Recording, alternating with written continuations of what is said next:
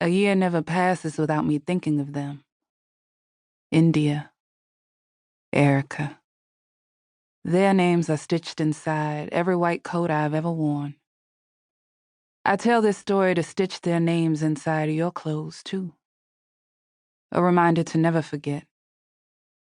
Medicine has taught me, really taught me to accept the things I cannot change. A difficult-to-swallow serenity prayer. I'm not trying to change the past. I'm telling it in order to lay these ghosts to rest. You paint feverishly like Mama. Yet you got the steadfastness of Daddy. Your talents surely defy the notion of a gene pool.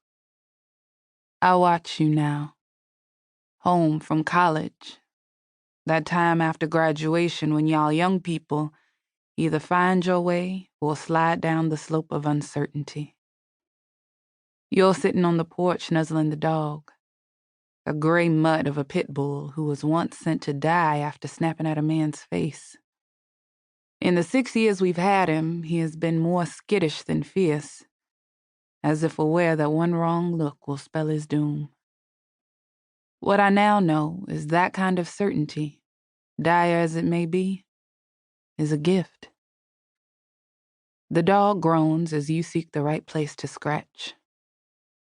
I wish someone would scratch me like that. Such exhaustion in my bones. I will be 67 this year.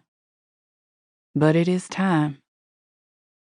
I'm ready to work in my yard, feel the damp earth between my fingers, sit with my memories like one of those long-tailed magpies whose wings don't flap like they used to. These days, I wake up and want to roll right over and go back to sleep for another hour. Yes, it is time. 2 weeks ago, I heard the news that India is very sick. I'm not sure what ails her, but I take this as a sign that it's time to head south. I know what it looks like. No, I'm not going to save her. No, I don't harbor some fanciful notion that she'll be the first and last patient of my career. I have prayed about that. Please, Lord, reveal my heart to me. I call your name and you look back through the screen into the kitchen. You're used to my hovering, though each year you need me less and less, and I mourn the slipping. Soon it will be just me and the dog, an old lady muttering in that rambling, crazy way owners talk to their pets when no one is around. But before we both head into that next chapter, we need to talk. You and I always have been open with each other. As soon as you were old enough to wonder, I told you everything I knew about your birth parents. I told how you came into my life, about the gift of our family. I told you the story of your parentage. But what I didn't reveal was the story of your lineage. How you came to be. How you came out of a long line of history that defies biology. What I'm trying to say is that your story is tied up with those sisters.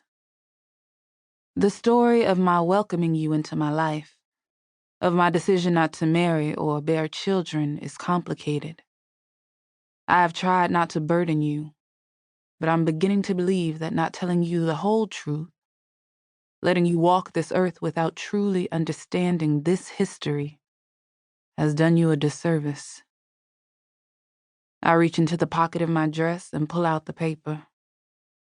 Without opening it, I know what it says, because I have memorized the address, mapped out the directions on my cell phone, and I know the route I will take.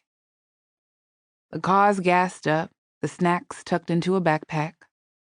The last of my carefully packed wardrobe capsules are squared off in a suitcase that sits behind the door. The only thing I have not done is tell you where I'm going, or why. You know a little about the sisters, about the case that engulfed the country, but you don't know the whole story. And it is time for me to tell you.